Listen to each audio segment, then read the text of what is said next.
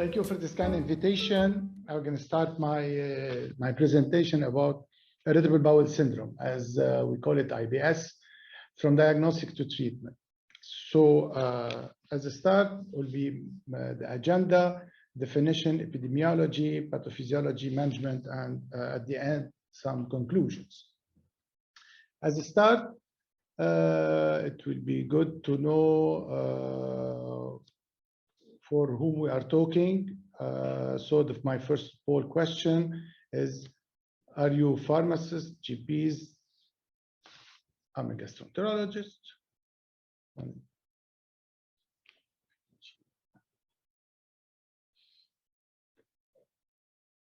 So with this first question, we'll be able to see with our audience and to know what to expect as questions at the end of my presentation and at the Q&A. So I have to be ready.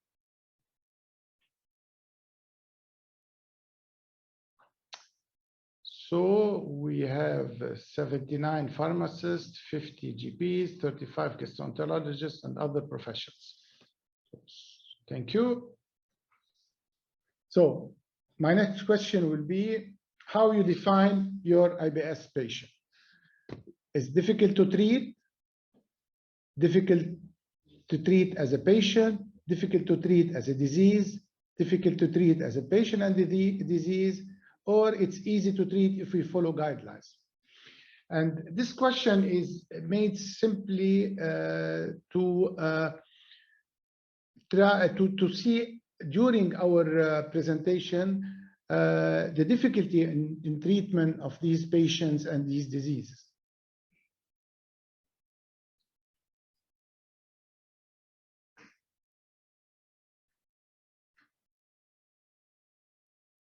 So it's 14% difficult to treat the patient, 9% difficult to treat disease, 28% is difficult to treat patient and disease, and easy to treat if we follow guidelines.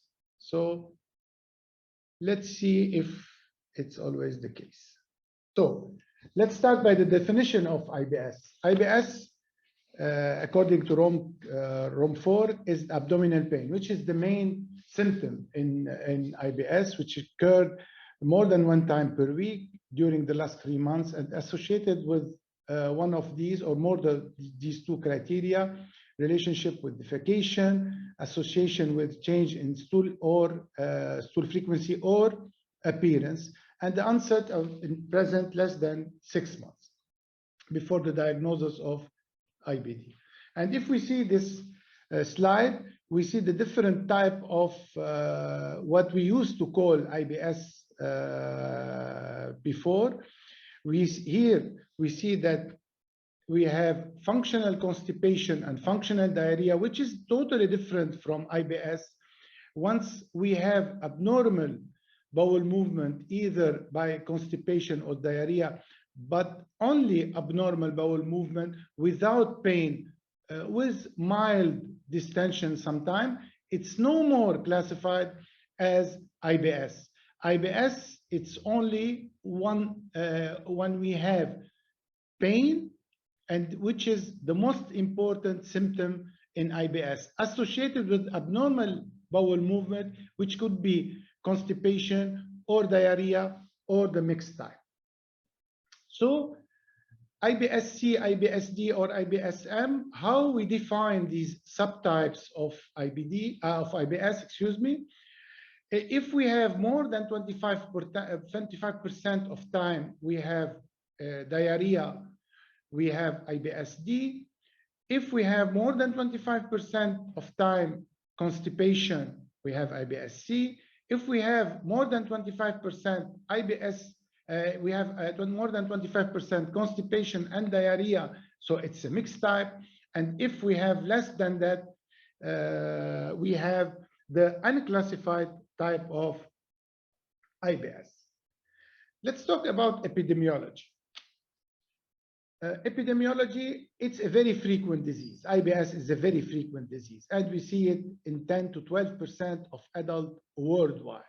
So it is a frequent disease, more common in women, and we see it less in patients less than 50 years old, probably because other, if we quoted more organic disease, we see it more frequently at this age. And in this slide, we see in the outer ring, we see the frequency or the number of patients with any functional gastrointestinal disease, which is non-ulcer dyspepsia, hypersensitive esophagus, IBS, all functional constipation, functional diarrhea, the frequency. And the inner one, we see in all parts of the world, we see the proportion of patients who got IBS. And these proportions are according to Rome 4 criteria. So we see that it's a disease which we see frequently in all parts of the world, especially in the industrialized part of the world. Other important issue in the epidemiology is the associated comorbidities, either at the level of the GI system or outside the GI system. And this comorbidities is important for us for the diagnosis of IBS. More we have symptoms in patient with suspected IBS, more we have symptoms related to these comorbid disease, we are more confident for of our clinical diagnosis of IBS, because as you saw that the diagnosis of IBS is a clinical one. So we should have more and more clinical factors or clinical clues to have the diagnosis. And more we have associated comorbidities, more we are confident with our disease, with our diagnosis. So we see here that more than 20% of patients with IBS has problems related to other part of the GI system, like GERD, like functional dyspepsia, like incontinence.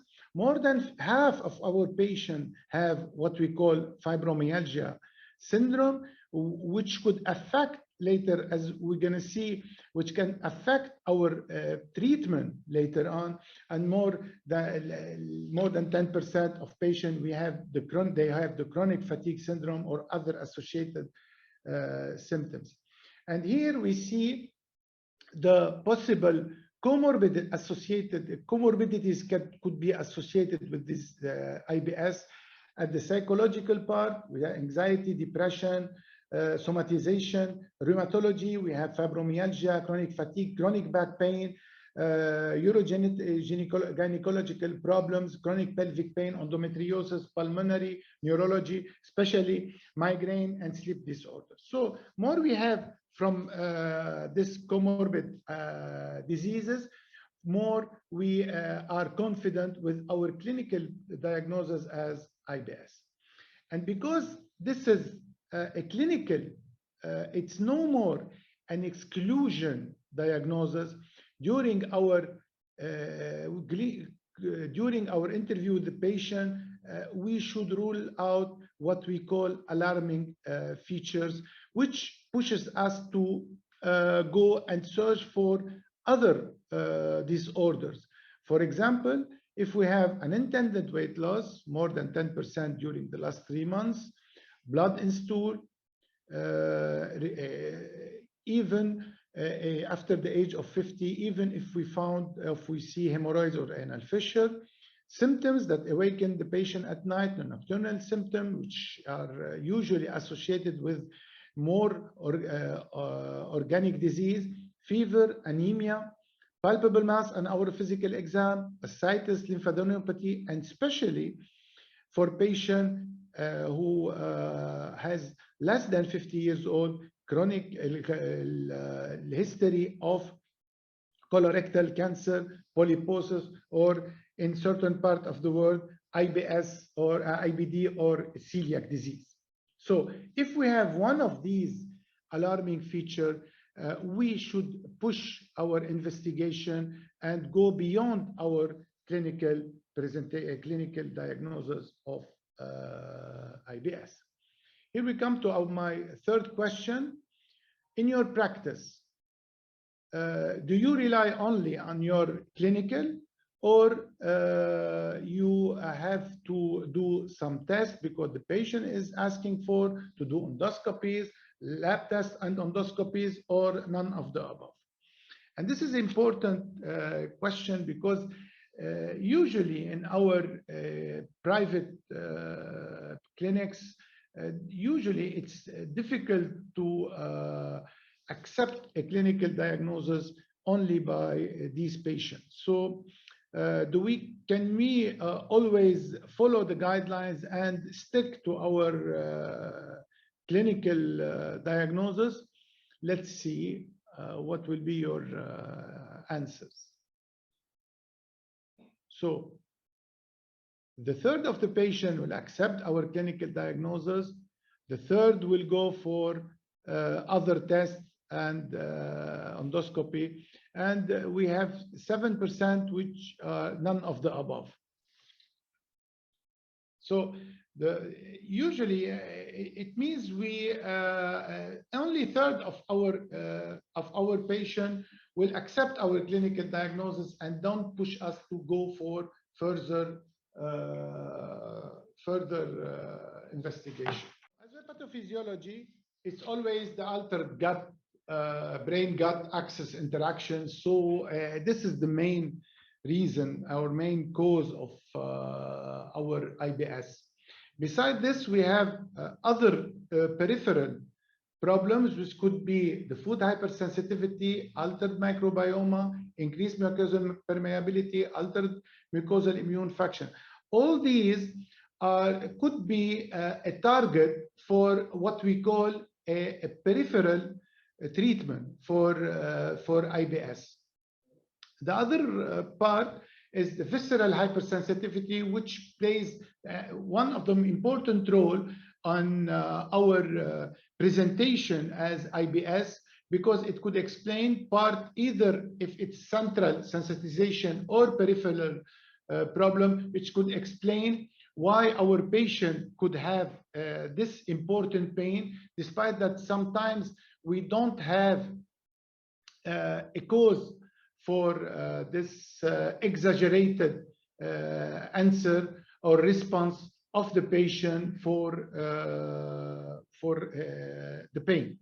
Any psychological factors which plays an important role, especially in the flares of the IBS, and at the end, abnormal motility, gastrointestinal motility. So this is the proposed pathophysiology of IBS by the Rome Foundation.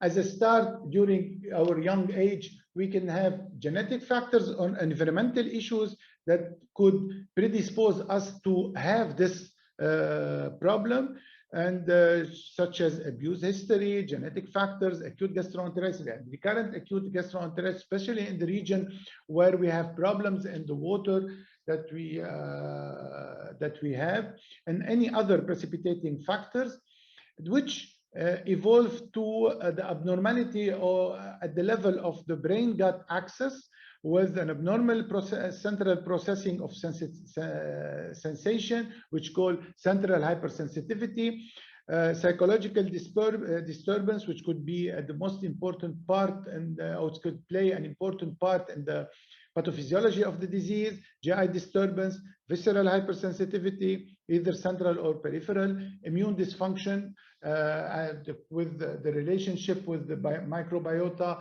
or the intestinal permeability.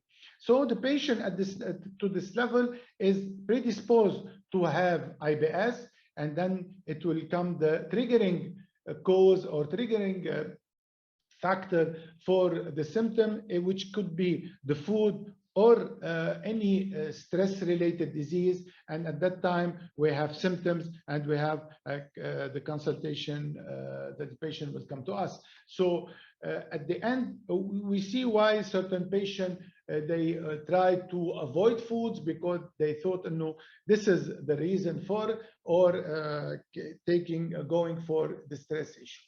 So as management for the patient, how we start? Usually, according to guidelines, we should start by making a confident diagnosis. confident diagnosis is to convince our patient that we have to stop here and not go further in our evaluation, especially if we don't have any alarming features. And so that's why we should go to the next step, which is explain, assures, and this is what we're going to discuss later in this presentation. Let's come to my fourth question. Are you patient with your IBS patient? Single choice, yes, with prolonged consultation. Do you see your patient and you give him an important time to see, or you go and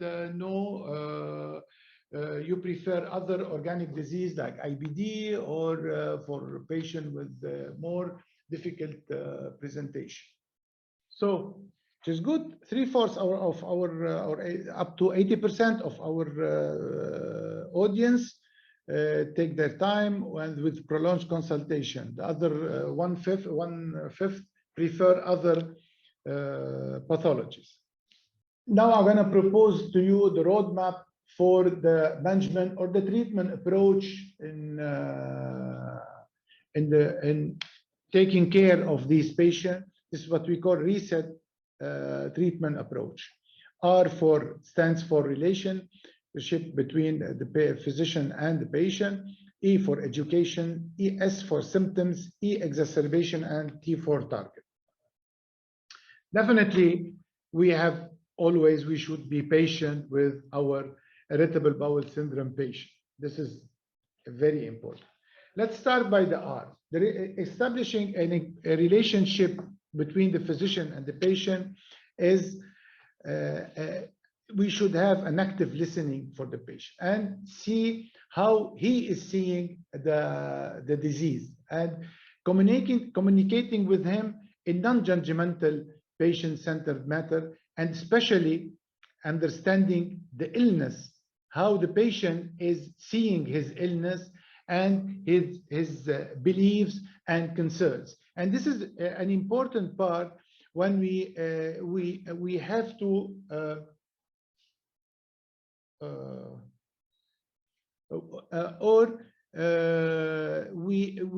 at this level, definitely we should know how who we are dealing with. It means this patient will accept to stop at the level of the clinical diagnosis, or his concern and his understanding for his disease is not enough, or his concern is too much of let's say for malignancy. So we have to go to continue our investigation by endoscopy.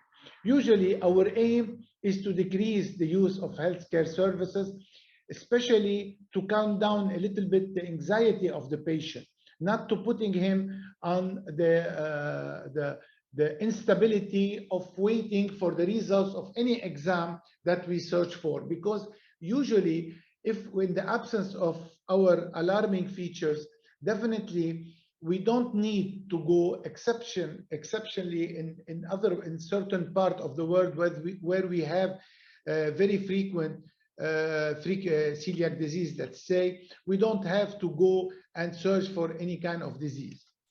So it's important to listen to our patient, to dialogue with him, and that makes him feel that he is the center of our approach. It's not simply the disease, and we are taking care of him, and to explain to him his disease and not the investigation. The other part is to educate and reassure, and the reassurance is an important part, as like in other disease, the patient should feel in a confident hands. So the physician should have a very confident and positive diagnosis for IBS.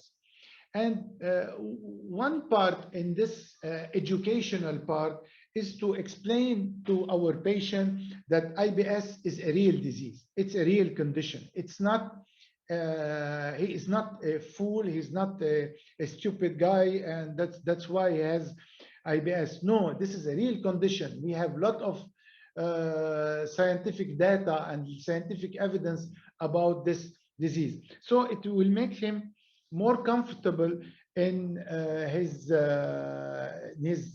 let's say in his shoes, because he's not we are not taking him and considering him simply as a non-organic disease. And the second most important part in education is the establishment of realistic expectation. And in this part is very difficult, because we have to explain to your patient that we don't have a cure for this disease. We don't have a cure for his disease. So we should try to help him control his disease. We cannot, for example, if you have an ulcer, we can give him a treatment for Helicobacter and the patient is cured. Here we don't have a curative remedy or a drug, so we should teach him how to control his disease and to control especially his symptoms, and to finally end up having a better quality of life by controlling this disease. So we should have a realistic expectation for especially for his symptoms. And then we'll go for the other part, which is the symptoms. And we should stress mainly to deal with what is the most bothersome symptom in this patient. As I told you, that pain is an important part in the diagnosis, but sometimes the diarrhea is the most bothersome for the patient, and it makes him stay at home. So we should stick and we should focus on the most important symptom for the patient.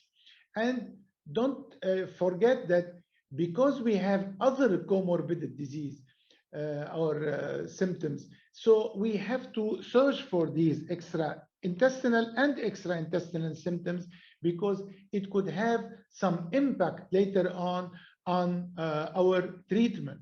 So it's important to search for sleep disturbance, if he has other symptoms related to the other GI, functional GI disorder, or let's say fibromyalgia. So it is important to search for these. And other important issue in the symptoms are the severity. And here comes one of the most difficult part in the severity, because we don't have any objective test or marker to rely on to define the severity of his symptom. So the only, let's say, quote unquote, objective marker will be the patient symptom and the patient perception and the patient behavior toward this symptom. So this is a very important issue in defining the severity, because you know that the severity will define later on our treatment. Let's say in mild to slightly moderate disease, usually a peripheral or gut-related treatment is sometimes is more than enough, but in more severe or more prolonged and chronic and refractory symptoms, usually centrally treatment or centrally driven factors are very important. And here the IBS scoring scale, and you see in all these are a subjective parameter or factors that we have to rely on. We don't have any objective marker, neither pathological endoscopy or laboratory marker. So E stands at the reset, but the exacerbation and alleviating factor, like any other symptoms, either at the beginning of the disease, and if you remember in the genetic and the environmental as an origin of the predisposing factor for the IBS, or later in the symptoms flare to search for food or stress as an elevating and exacerbating present symptoms. Finally, we go to the target treatment. Here, the target treatment is we start by the most bothersome symptoms, and based on the severity on the symptoms, we try to manage it either by central or by peripheral treatment by acting on the brain-gut axis. So the target could be the gut or the brain. Here we have to discuss, and in every step of the way, we have to discuss and to be agreed upon by the patient based on certain factors, which could be the previous treatment that the patient has taken, or the patient preference. Let's say sometimes you see that you need to go for central treatment, but the patient is showing certain resistance for this.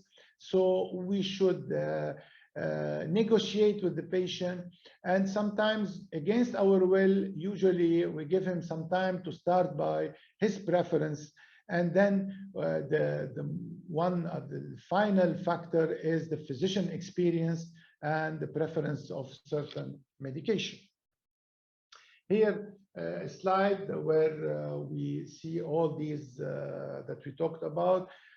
So as a start, we see the presentation. It's a clinical diagnosis. We go into certain to see if we have some kind of medical, surgical, or psychological explanation of his disease, go for the alarming feature. And if we have any alarming feature, we go and we do the proper investigation. And then in certain region of the world, we go for fecal calprotectin or celiac in the patient in the region where we have high frequency of IBD or celiac disease. And if we found nothing, it's an IBS, and according to the associated symptoms, we can classify our IBS and we go for the treatment. You want me to? I will go over the poll, and probably we answer it at the end. For the gastroenterologist, what do you think the role of the family physician or the general practitioner in the treatment of IBS? You think that he should be followed by the GPs? Yes, because they know better than us. They should be part of the treating team. The role of gastro is simply to rule out any organic or malignancy. The role of the GI is to make the diagnosis and take the patient from now on and to follow the patient. So as a treatment, as a start, according to the patient, the dietary component, pharmacological product, or behavioral therapy, or central treatment for the disease. As for the patient, for certain kind of patient, they realize that it could be the flare-up of his disease could be related to certain foods or even of eating, so they prefer to stop eating. So it's the fasting therapy, which we don't usually recommend. We have certain studies that show that this kind of fasting could reduce the symptom or of score of abdominal pain and diarrhea, but it's not usually recommended in IBS. One word about Ramadan, which is a fasting, a holy fasting. Here, it's a special fasting, yes, but we have two issues in Ramadan. We have the spiritual part, which could affect the psychological issue, and the fasting part, which could affect the disease, because the faith part of the spiritual Ramadan could play a role in the disease. And in one study, they showed that it could affect only the constipation part, but with no effect on or any additional effect on in the IBS patient. In the contrary, a high fat and protein diet could reduce the diarrhea and dyspepsia. Here I have to mention that we don't have any randomized controlled trial in Ramadan fasting to evaluate either the fasting part of Ramadan or the spiritual part effect on our IBS patient, and it could be good to start any kind of prospective study to see the effect of this spiritual fasting on our IBS patient. Dieting. Different type of diet has been used in IBS with certain success. We trying to put them in certain special circumstances, let's say low FODMAP diet and bloating associated with the gluten-free diet. We have certain positive prospective studies with low FODMAP or gluten-free diet. It could be recommended in certain type of very mild disease associated with certain kind of food. Diarrhea, yes, with the exclusion of certain food which can cause this diarrhea, and the peppermint oil. Not all peppermint oil are the same. We should stick to the recommended dose in the studies. We end up with two big therapeutic target in our armamentarium is either the central, what we call central mechanism therapy, or peripheral mechanism therapy. In the central, we have the non-pharmacological, which is the education, the CBT, hypnotherapy, the pharmacological with all the TCAs, the SSRI, SNRI, all kind of treatment, antidepressant treatment. For the non-pharmacological and peripheral mechanism, we have the diet, we have the supplements, we have the probiotics with good and very variable results according to studies. A lot of heterogeneity in the results of these protocols. The pharmacological therapy in peripheral mechanism, we have the antispasmodic and peppermint oil, especially peppermint oil, which could have some effect, and antispasmodic on pain. Antibiotics, the rifaximin, especially in diarrhea type. Other type of treatment in either IBSD or IBSC that could have certain excellent results, especially when we have pain. We have the luxury to choose between these treatments. So, and I'll go back to the severity of the disease, which could have the most important, let's say, part in the treatment, in the choice of our treatment.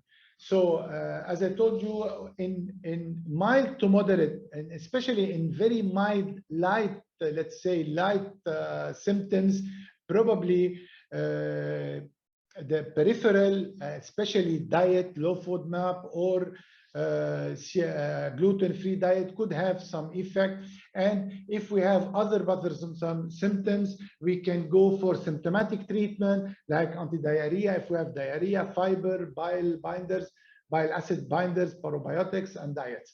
Despite that, part of these medication don't have a very clear response in the treatment, but we can use them as a start, especially in mild disease. And then if we have a more severe disease, especially if we have more bothersome symptoms like diarrhea or constipation, we have to add something for the pain, for the peppermint oil or for the anti-diarrhea. And we can use the peripheral one, either for constipation or diarrhea. We choose accordingly which agonist or antagonist blocker we use. And then more severe we have, and more we go into more psychiatrical treatment. We start by the TCAs, especially if we have diarrhea. We can add some medication if we we think that antidepressant, let's say in constipation, so at that time we add something with the TCAs to treat the constipation. And by the end, I think when we have a severe disease, chronic one, refractory one, probably we should go and let the patient be treated by more specific treatment for antidepressant, or as I talk about anti-TCAs or anti-SSRIs or SNRIs.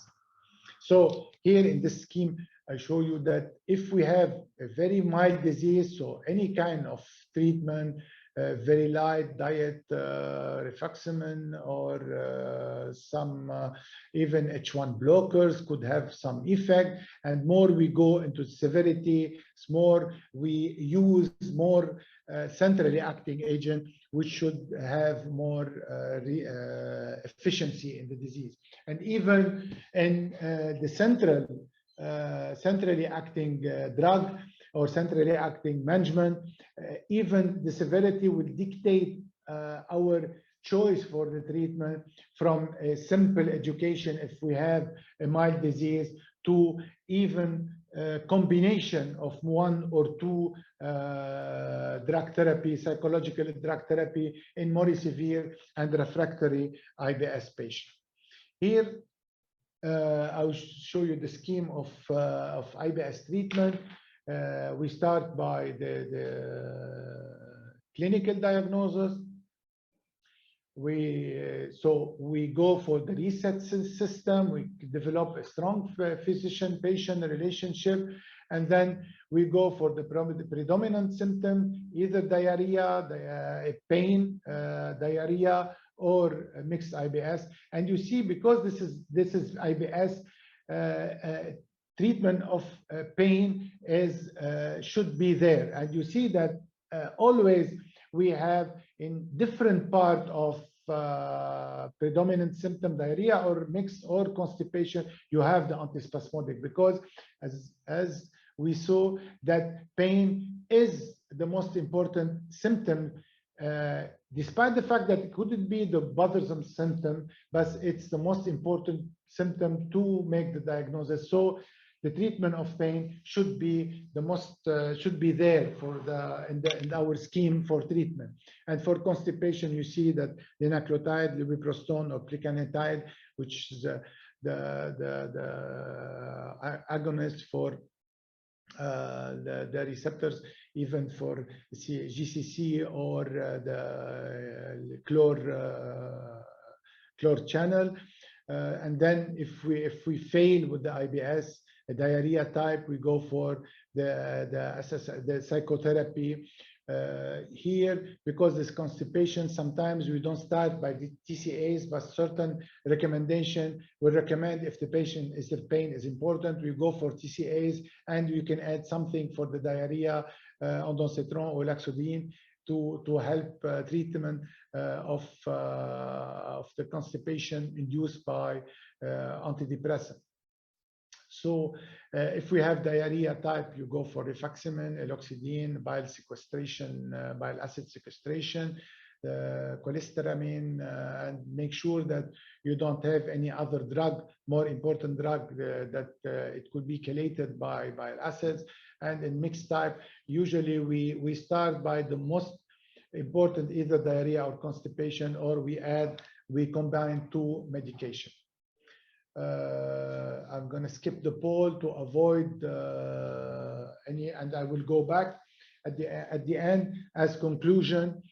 As you see, you saw that the challenge of making and the need for this framework in managing IBS is very important. We should come up with some guidelines.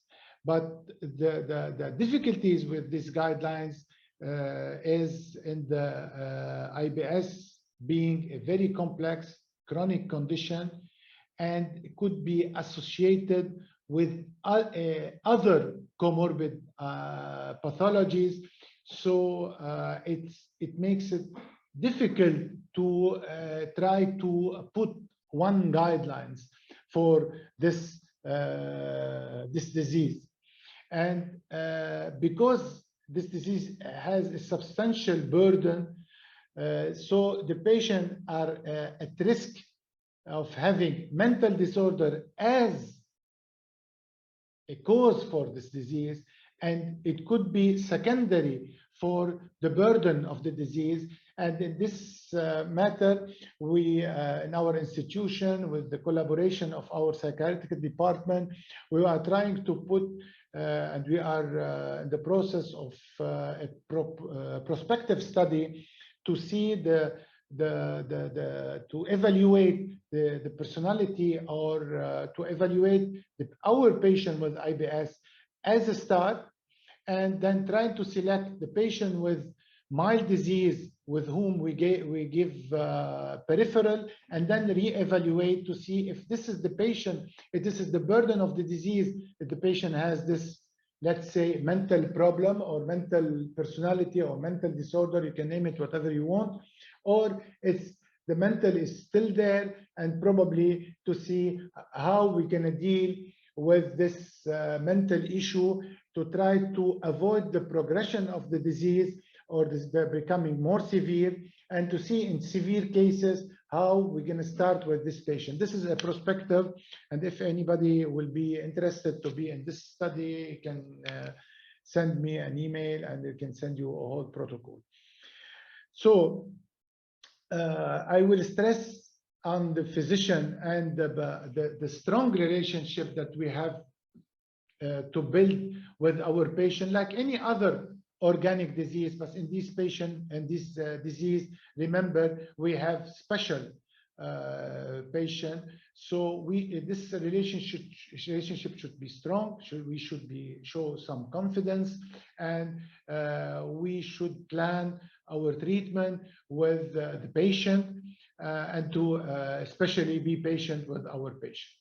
Here comes my final comment, is the role of the family physician and other primary care providers, which I think should play an important role in navigating this patient and our patient in this complex, and coordinate the care with the specialist, and sometimes be a part of the behavioral treatment of their patient, because they know their patient more, they are better than us, they know their family, and sometimes they could have a more impact in the treatment of the patient that will help a lot in improving the quality of life, and even to reduce the severity of the symptoms of our patient. By this, I will end my talk. If I may, I will go rapidly with my poll. Do you follow, this is a question for all GPs and physicians, gastroenterologists, do you follow guidelines, recommended guidelines, or no, I use less expensive treatment as a start, and then we'll see? Because I saw a lot of guidelines or certain expert opinion that usually they go into this kind of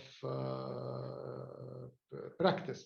84% of our audience will follow guidelines. Do you think that the management need a multidisciplinary team?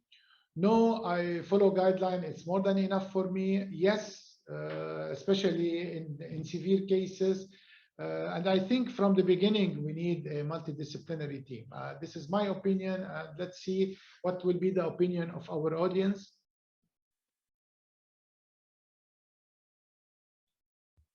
No, so the 3/4 of our audience will agree on the multidisciplinary team that probably we should have in all our facilities to treat this patient. Let's say, especially when we go and the high, moderate, and severe disease, because these patients will benefit a lot from this multidisciplinary, despite the fact that I think, once we declare an IBS patient, even in the very mild disease, I think he deserves a multidisciplinary approach or a simple evaluation by a specialist psychologist or psychiatrist. Let's go for the second one. In practice, do you prescribe natural product for IBS? Single choice, yes or no? And despite the fact that it's not the recommendation or all the studies are controversial, or there is a lot of heterogeneity in the results of this study concerning the natural product, the herbal treatment, what will be our audience answers? Yes, 3/4, 73% will use them, despite the fact that we had more of our audience who follows guidelines. So apparently you don't follow guidelines by the book, because herbal and natural product, usually we use it, we don't have very clear guidelines for it, but usually we start with it. Thank you. I think this is the last one. Thank you everybody to hear me for half an hour. I'll ask our two speakers to come and join me here on our virtual stage. Professor Bedran and Dr. Abbas, please join me here. Sure, Valentina can support that. You cannot start because start my video. There we go. Okay. Thank you so much.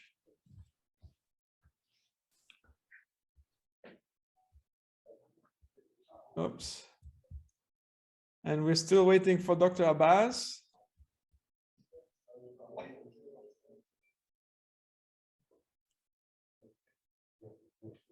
Okay, but I guess we can start. There have been quite some. Oh, there we go. Perfect. I think now we're complete. Okay. Good to have you back. There are a couple of questions that have come up, and I would like to delve straight into that. Maybe, Professor Bedran, if you could elaborate a little bit more about the significance of Ramadan and the association with IBS. There have been quite a few questions of how can fasting, and Ramadan obviously being one of the examples here, affect IBS patients. What do they have to be aware of? And also, yeah, let's leave it with that for the moment. Maybe if you want to address that question. So, first of all, I want to thank the audience to be patient with me with all the problems that we have. So thank you everybody for being patient. So to address Ramadan, as I told you, there is no clear studies, prospective studies to evaluate this holy and fasting in IBS patient. There is some, let's say, small studies and not targeting IBS per se, about a certain type of diet, let's say a normal diet with high fibers would be good for the constipation patient, and with patient with high fat could be better for patient with diarrhea type of IBS. But there's no clear answer for Ramadan association or effect on IBS patient. So probably it will be good to start this kind of study, especially as I told you, in Ramadan we have two parts. We have the faith part, where it's a holy fasting. So the patient should be prepared for this, and he should have a certain kind of being relaxed. And this is a spiritual fasting, with all the spiritual and the religious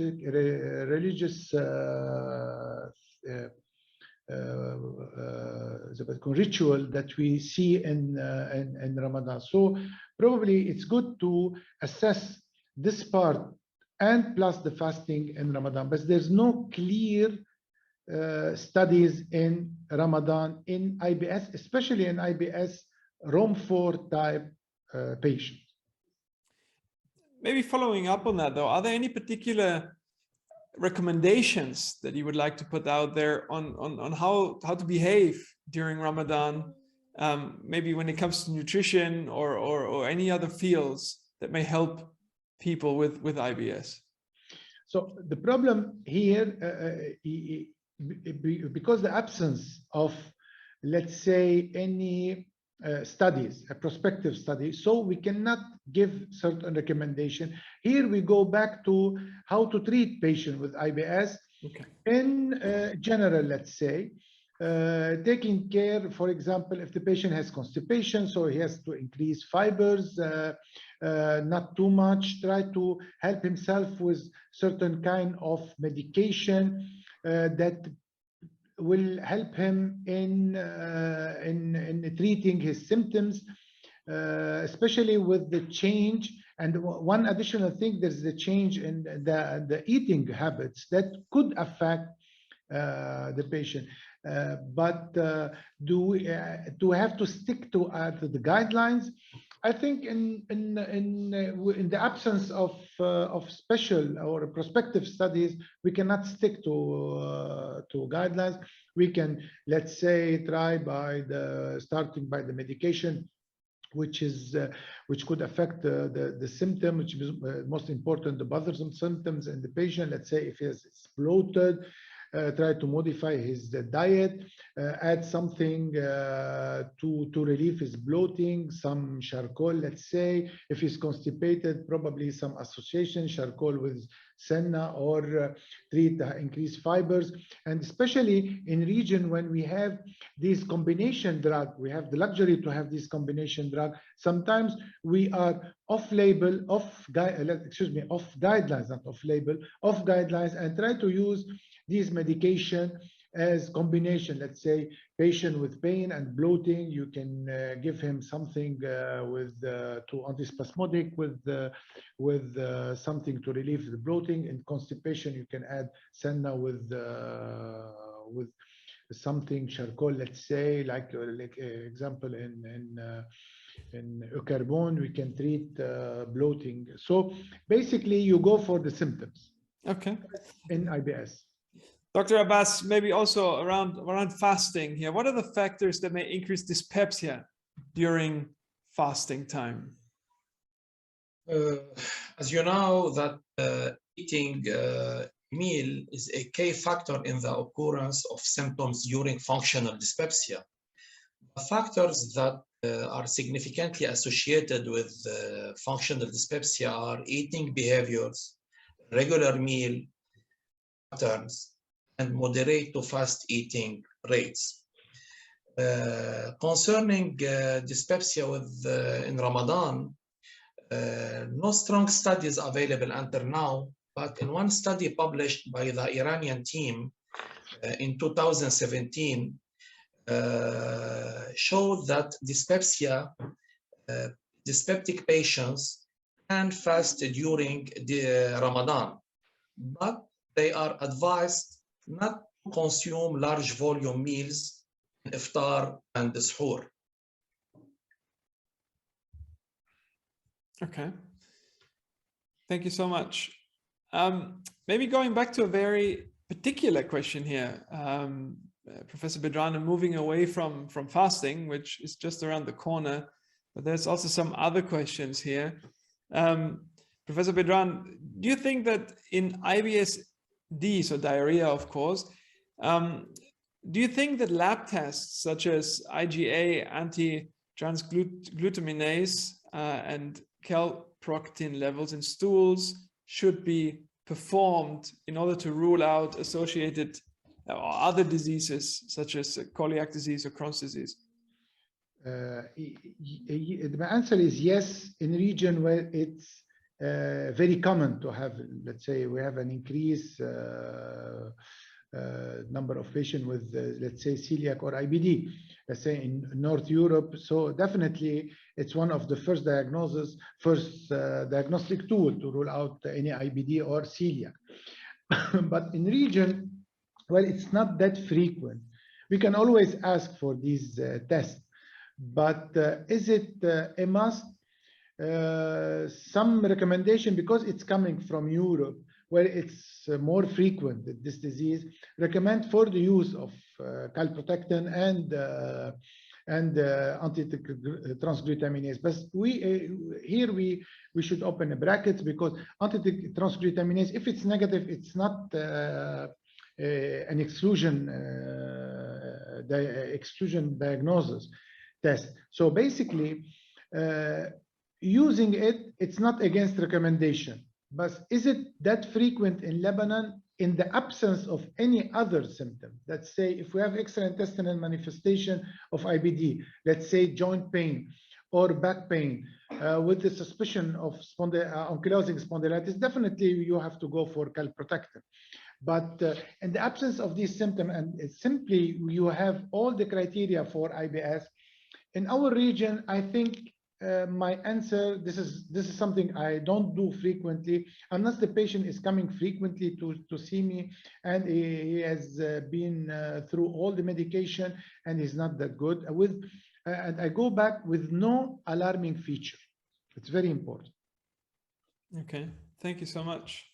Dr. Abbas, question to you here. Is there any correlation between the gut microbiota and dyspepsia? Any studies that you can refer to?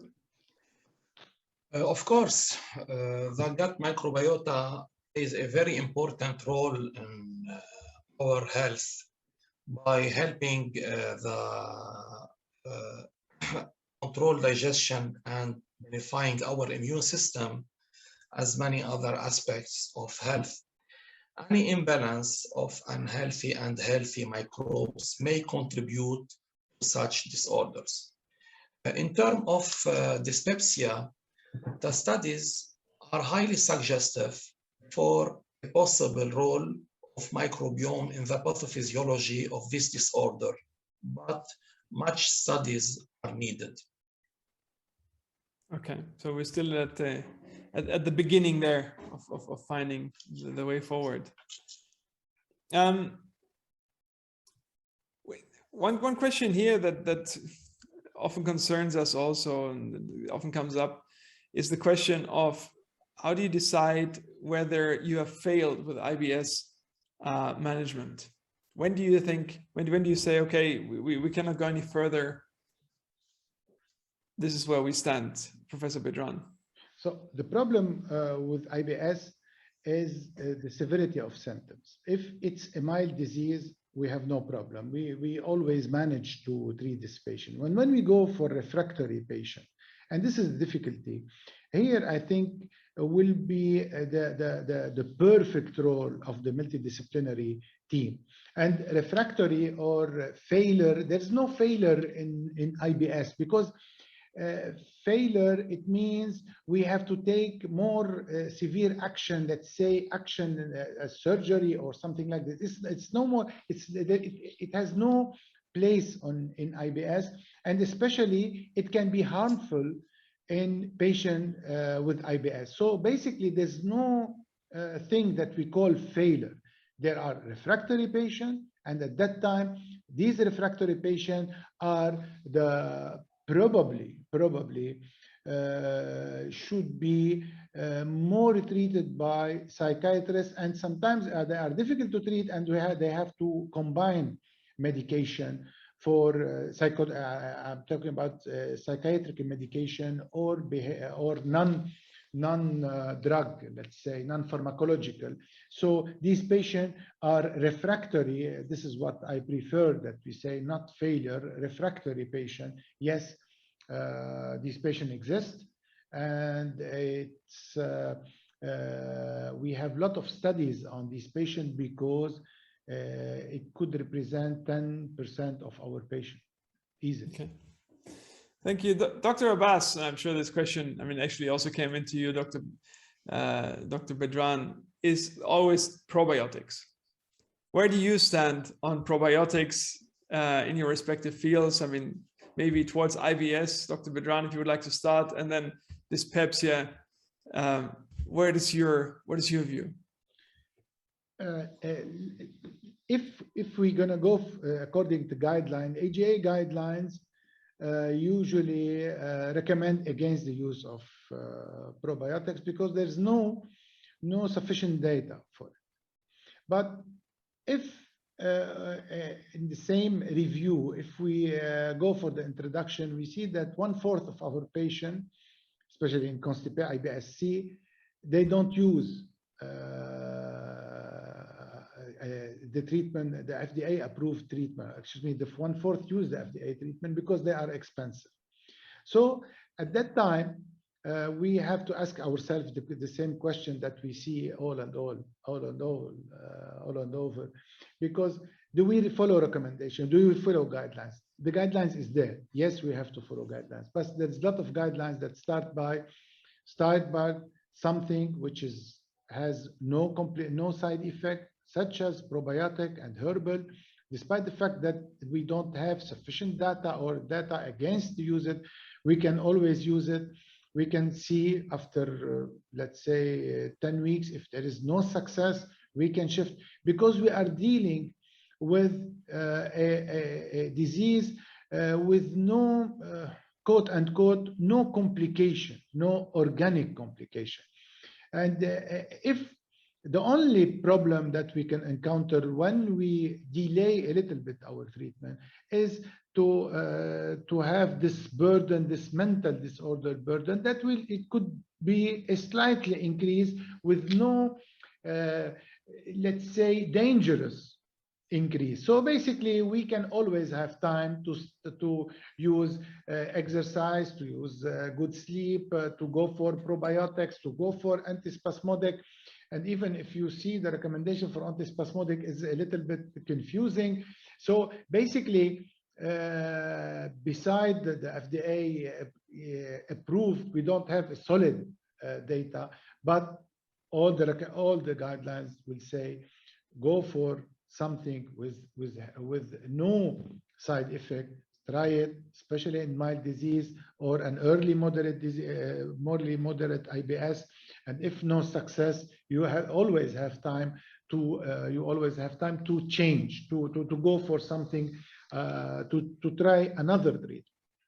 Okay, thank you so much. So I use it sometimes, when nobody's watching.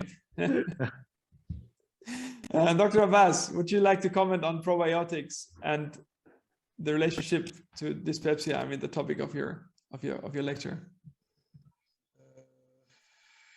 According to my presentation, there is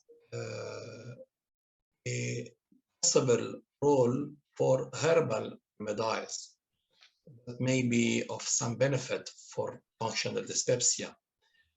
Include a combination of peppermint and caraway oils, which relieve pain symptoms. Another herbal agent like STW5, as mentioned in my presentation, the therapy containing extract of 9 herbs may improve intestinal motility and relieve GI spasm. Also, leucarbon is a natural intestinal regulator and may alleviate various symptoms of functional dyspepsia, but no strong studies are available until now. Thank you so much. What are, for you, when it comes to functional dyspepsia, what are the most alarming signs associated with functional dyspepsia? The question came in. The alarming signs are the presence of blood hematemesis or hematochezia, presence of anemia or weight loss, the presence of family history of malignancy in the GI, in the gastroesophageal regions, also the age more than 55, considered as alarm features. Okay. Thank you so much. Now we are running out of time here. It's 8:30, which is what we suggested as an end for this conversation. Maybe we can take 1 or 2 more questions, but I don't want to stretch your patience here. Okay, so did I understand? I mean, here the question came in, can I have a celiac patient and IBS at the same time? And if there are no symptoms of celiac, are they only related to gluten allergy? How do you see that, Dr. Abbas? Excuse me, can you repeat the question? So can I have a patient that has celiac disease and IBS at the same time? I think is what the question is aiming for. Of course. Celiac disease is one of the differential diagnoses that we must rule out during investigations by taking duodenal biopsy or by doing a serological test like anti-transglutaminase or anti-endomysium antibodies. Okay. Professor Bedran, also going through some of these questions, you have mentioned allocitron in the treatment of IBS with diarrhea. The person asking here is asking whether that is really a good way forward, because to his knowledge, it has been withdrawn in several markets. How do you see that? First of all, if I may, I want to comment on IBS with celiac. Even in latent celiac or a patient with HLA-DQ2 to Q8 with no symptoms regarding to celiac, if you go for a gluten-free diet, you will have some benefit on IBS. And even in celiac disease, definitely when you have celiac disease, you have all the immune system that is activated. So definitely with IBS patient, they will benefit if you have symptoms. And I'll go for allocitron. I think he's mentioning allocitron, which was removed until 2000 from the market in the USA, but it was reintroduced with certain restriction for female patient above 18 years old, because we can have some kind of we had some colitis, ischemic colitis with the use of this product. But it's very efficient drug, but it's still in use. There's a lot of meta-analysis recently done that showed that it's very good. Now we are going to other type of 5-HT agonists like ondansetron that we are using now for treatment of vomiting post chemotherapy. So it shows some good results in IBS, and probably it has a place. So till now, allocitron it's used. We'll try to, if ondansetron will be good, so probably it will be replaced by it. But till now, it's used since 2002. Okay, thank you. Yeah. Another question here: what is your view on lactose, and to what extent it can even lead to the diseases? I mean, cause is the actual question. The diseases that you're both talking about, IBS and dyspepsia. So, as far as IBS, definitely lactose, because majority we are lactose intolerant. So basically we are using something that we can overproduce gas and we can induce diarrhea. So basically it's lactose. It's very unhealthy, let's say, for a patient with IBS. But to cause the disease, no, it causes the flare of symptoms more than the cause of the disease, because lactose is not absorbed. So theoretically, even if we increase the permeability or any kind of peripheral cause for IBS, so theoretically it shouldn't cause any harm either on the mucosa or beyond it. So it's something that could increase the production of gas, and it could be a cause for bloating or diarrhea in patients with IBS, like in other patients when we are intolerant when we are lactose intolerant. Okay, thank you. How would you comment on lactose in your case, Dr. Abbas? The same for Dr. Bedran. There is a strong correlation between lactose intolerance and the dyspeptic syndrome, especially with the postprandial fullness.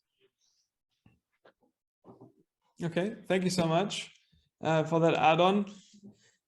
Actually, coming back to what was the first question initially is whether IBS and dyspepsia is probably similar, how they can affect vitamin or iron deficiencies. For example, in the case of malabsorption, how would you comment on that? You want to comment, Abbas? Or... No, please, Professor Bedran. Yeah. Okay. We'll see. Okay.